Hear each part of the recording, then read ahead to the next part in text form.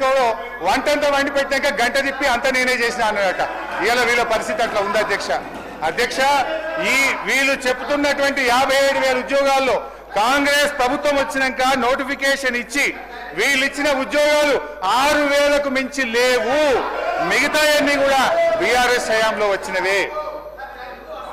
అధ్యక్ష, బీసీ సంక్షేమం గురించి బడ్జెట్లో బీసీ సంక్షేమంలో ఏడాదికి వీళ్ళు కామారెడ్డి డిక్లరేషన్ లో బీసీలకు ఏడాదికి 20,000 కోట్లు ఇస్తామన్నారు.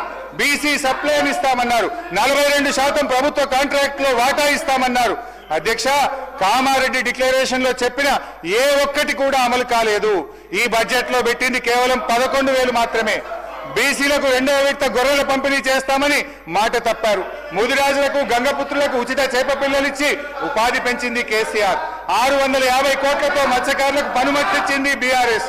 కేసీఆర్ గారు ఉపాధి పెంచితే ఈ ప్రభుత్వం ఉపాధి కాల్పోయేలా చేస్తుంది.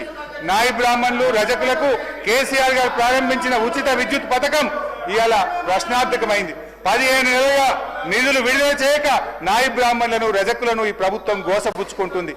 నాడు కేసీఆర్ గారు గౌడన్నల మేలు కోసం చెట్టు పన్ను రద్దు చేశారు. పాత బకాయిలు రద్దు చేశారు. ఆటోమేటిక్ రెన్యువల్ విధానం తెచ్చారు. వైన్ షాపుల్లో 15% రిజర్వేషన్లు తెచ్చారు. నీరా కేఫ్లు పెట్టి ఉపాధి పెంచాం. కానీ ఈ ప్రభుత్వం వచ్చిన తర్వాత రాష్ట్ర వ్యాప్తంగా కల్లు డిపోల మీద దాడి చేసి మా గౌడన్నల్ని జైల్లో పెట్టిన ఘనత ఈ కాంగ్రెస్ పార్టీకి దక్కుతుంది. అధ్యక్ష, కులానికో కార్పొరేషన్ పెట్టారు. కనీసం చైర్మన్ పదవులను వేసింది తప్ప ఇవాళ కార్పొరేషన్లకు నిధులు లేవు. ఆ కార్పొరేషన్లకు విధులు కూడా లేని పరిస్థితి. అధ్యక్ష, ఎస్సీ ఎస్టీ మైనార్టీల సంక్షేమం. అధ్యక్ష, ఎస్సీలకు గత బడ్జెట్ లో ఎస్సీ సప్లైన్ లో 33,127 కోట్లు కేటాయిస్తే అధ్యక్ష, మొన్న డిసెంబర్ నాటికి కేవలం 9,800 కోట్లు మాత్రమే ఖర్చు పెట్టారు.